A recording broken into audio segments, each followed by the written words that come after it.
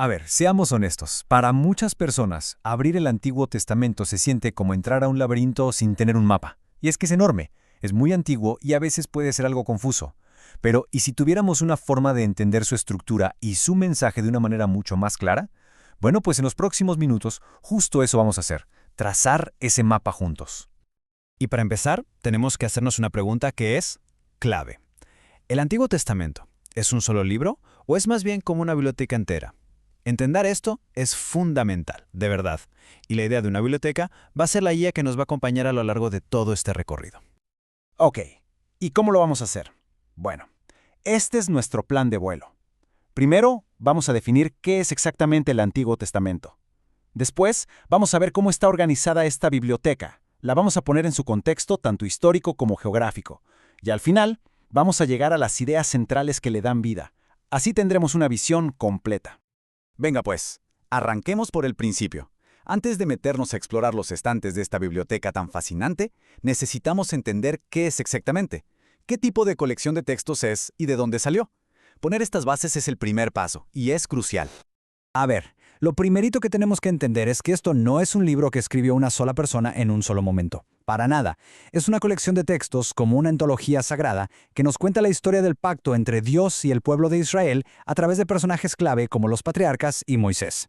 Estos escritos son, digamos, el cimiento de su fe.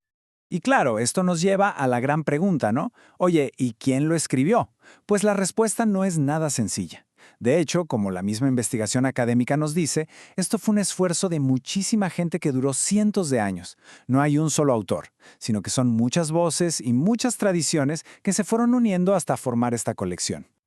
Ok, ya que tenemos la definición, ahora sí, pasemos a la biblioteca. Y como cualquier buena biblioteca, tiene un sistema para organizar todo, y la del Antiguo Testamento no es la excepción.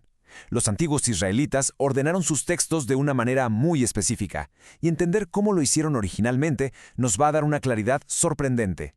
Fíjense, es más sencillo de lo que parece. La biblioteca hebrea se organiza en tres grandes partes, tres estantes, si lo quieren ver así. Primero está la ley, o la Torá, que son los primeros 5 libros, y es el mero centro de todo.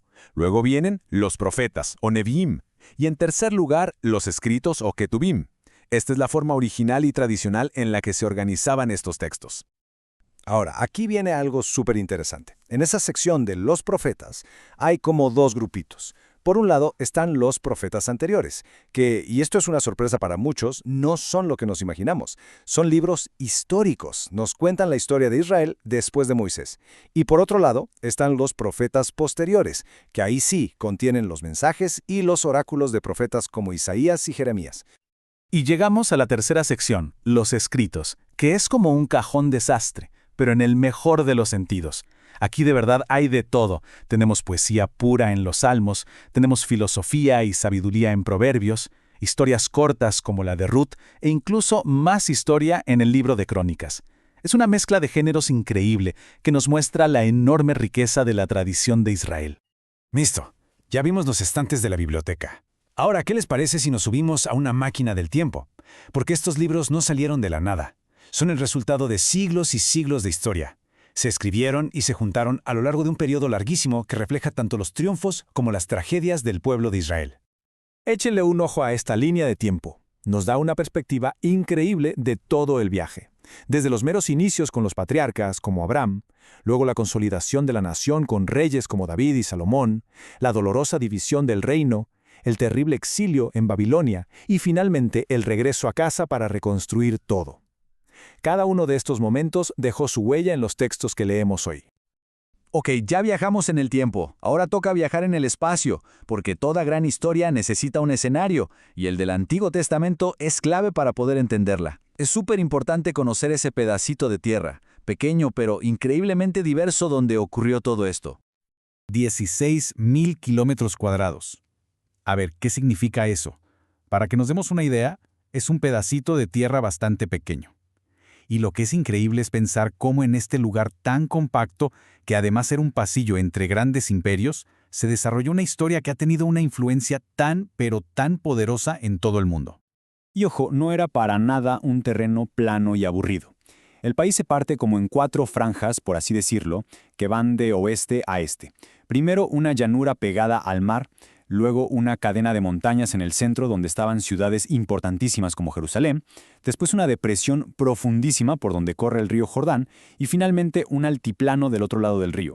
Este paisaje influyó en todo, desde las batallas hasta la economía.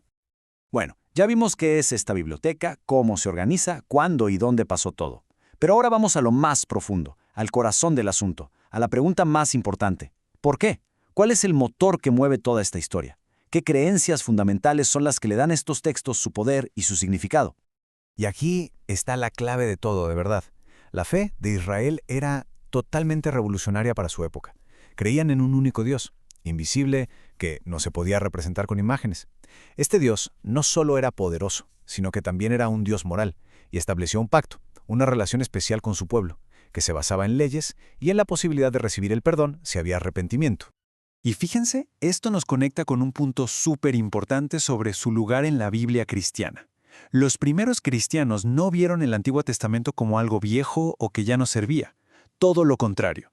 Las palabras de Jesús en el Nuevo Testamento refuerzan esa idea de que era el fundamento, la primera parte de una historia que encontraba su cumplimiento, no su cancelación.